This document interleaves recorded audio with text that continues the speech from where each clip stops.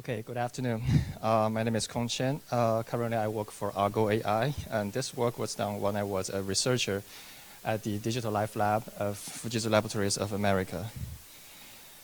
So at the Digital Life Lab, we try to create and evaluate new digital systems to help human intelligence and machine intelligence to work together. And guided play is a project that aims to let machines learn from the human and then help with the human.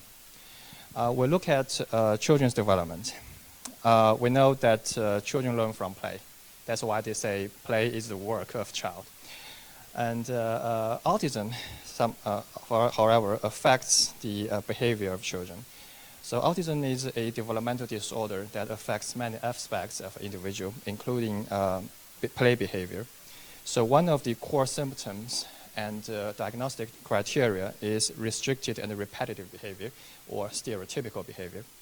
So taking playing building blocks, for example, on the left-hand side picture, the child is repetitively stacking blocks together and doing this all again and again.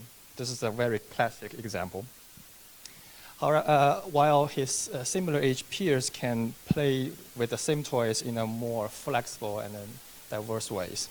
So this also limits the opportunities for the children to develop other skills, such as social skills, because in this way, how can they play together?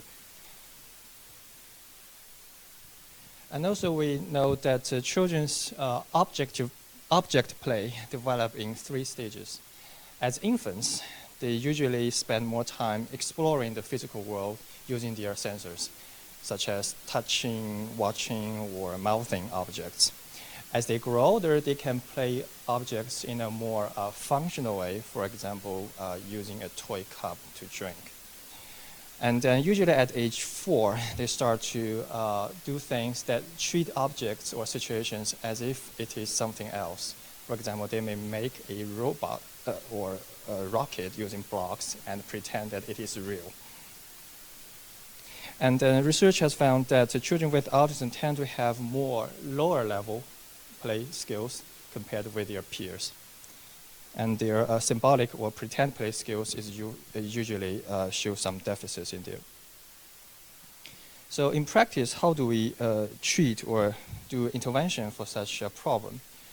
The majority of interventions is based on behavior interventions, sometimes called applied behavior analysis. So this chart shows an idea of how we can change the child's behavior little by little.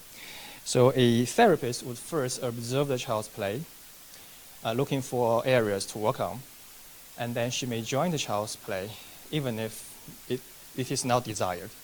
And then she may follow the child's lead, hoping that eventually the child will accept the therapist as part of the play.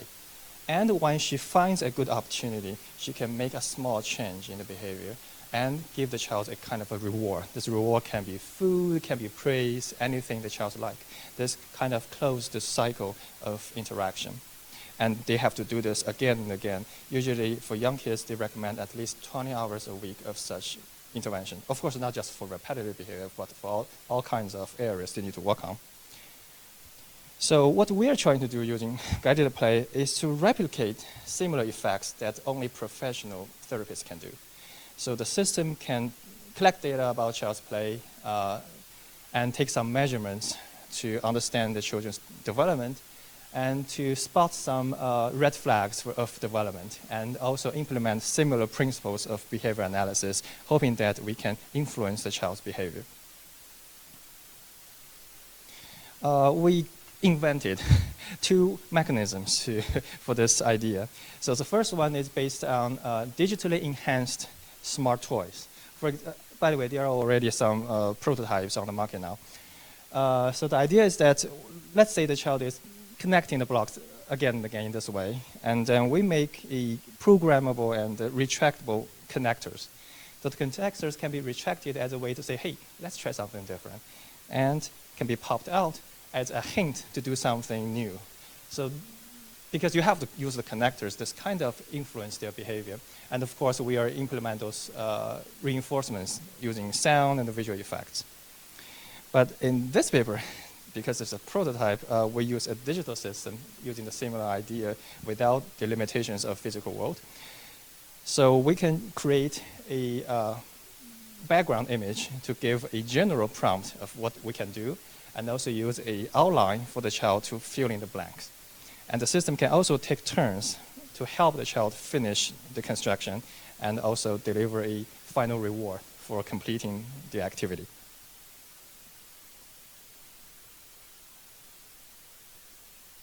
Okay, during our pilot study and design, we have met several challenges, and here's how we solve it.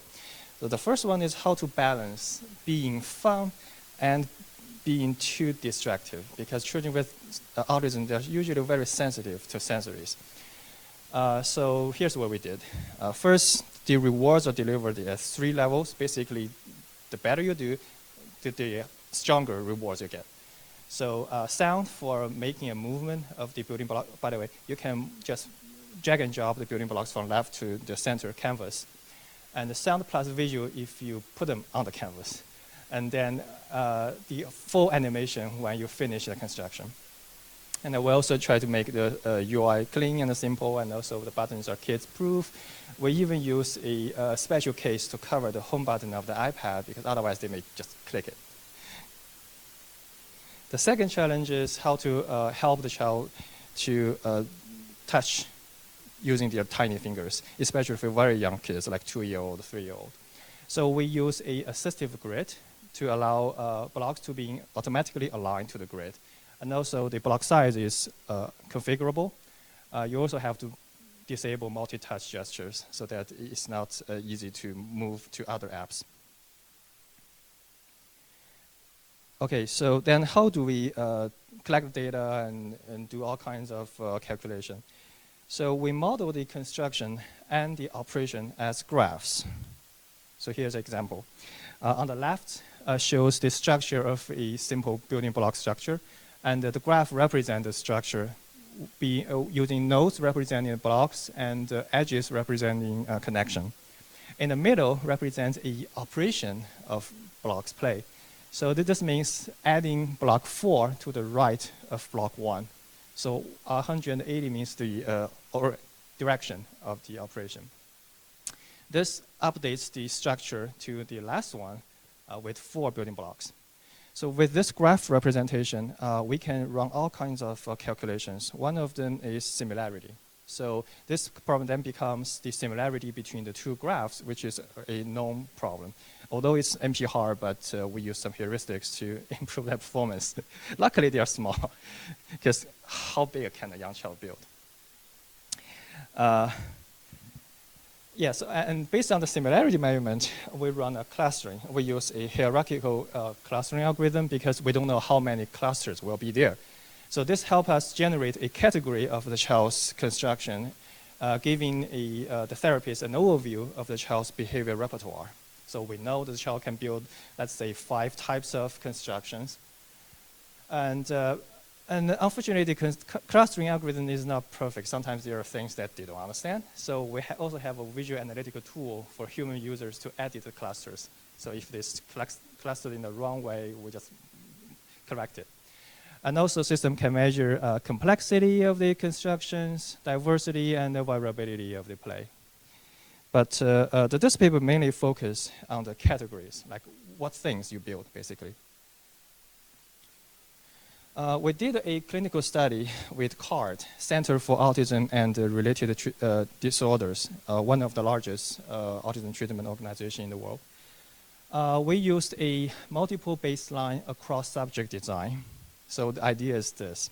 We have 2 phases for each participant. The free play mode allows the child to do whatever they want. So there's visual and sound feedback. But the feedback is not differential. That means as long as you move the block, you get the same reward.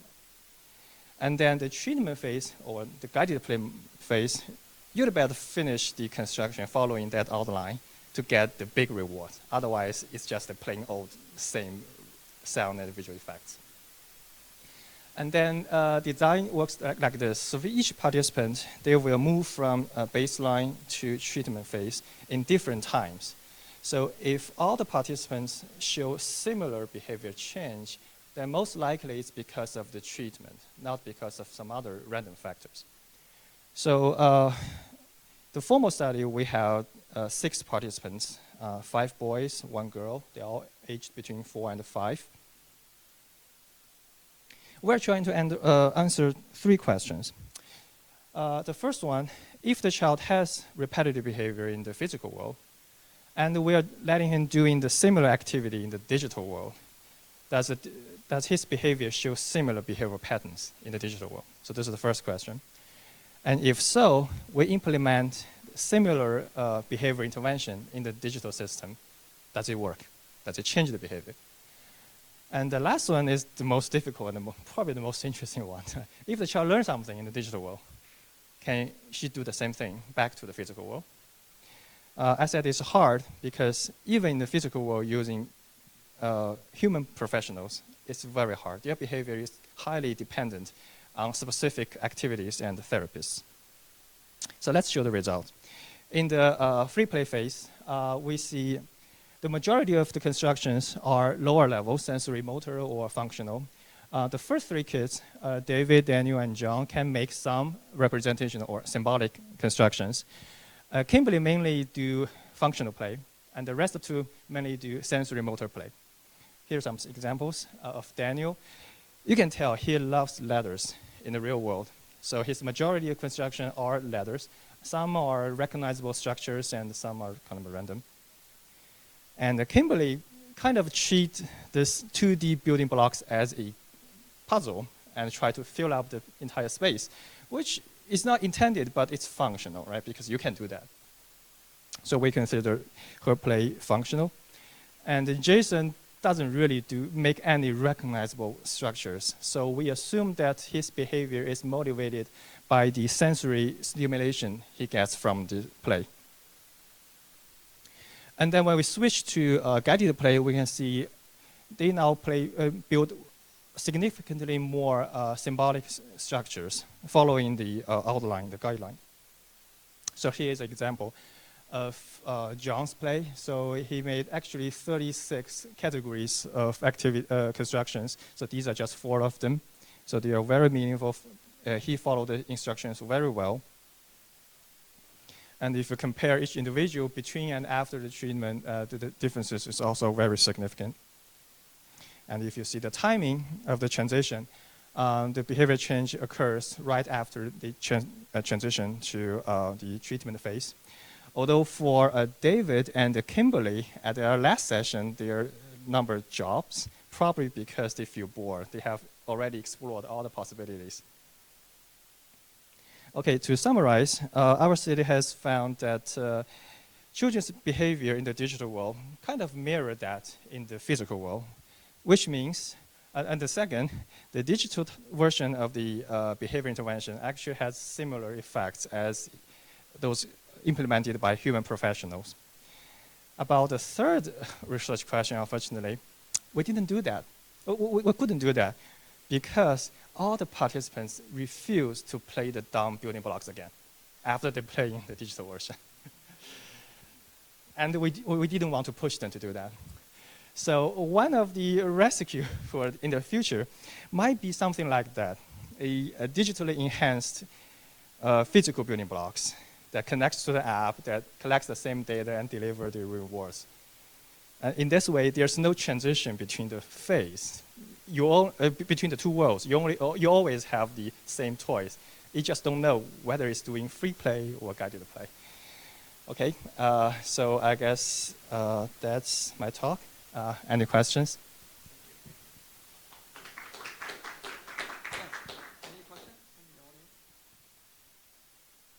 Okay, maybe I'll start with one. So is that a very surprising finding, or is expected that once they use the digital one and they don't want to? Is that a well-known effect? Or? Well, actually, we didn't expect that. We expected that it will not generalize, because even human professionals cannot really do it well. So if we could really do it, the result is probably false. So yes, we didn't expect it. They didn't even want to do it.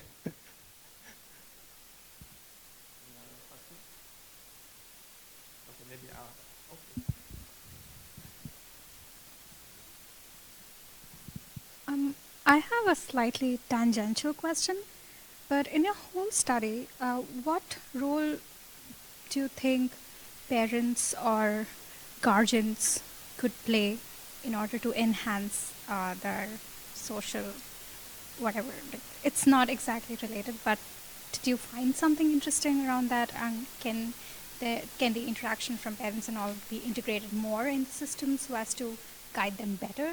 Something like that?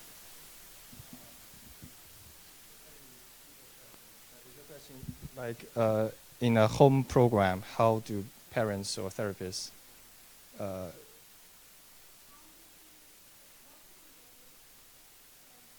can play while using the system?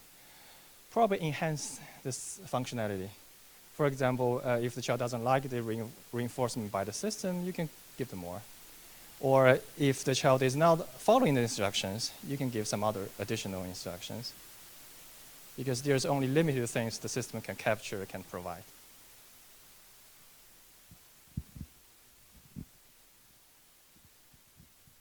I was just wondering, so this study focuses on autism specifically, but are there any plans to see if this sort of pattern works for other learning disabilities as well? Yes, we did look into that. Actually, because my job was a research lab for a business unit, so we're looking for business opportunities. So we did look at dementia, so senior people with some cognitive impairment. So this can help them. First, those brain activities actually help with their recovery. And second, is a good tool to monitor their progress. Okay, great. Let's thank Cong again. Thanks. Okay, now that's sweet. Okay, we'll go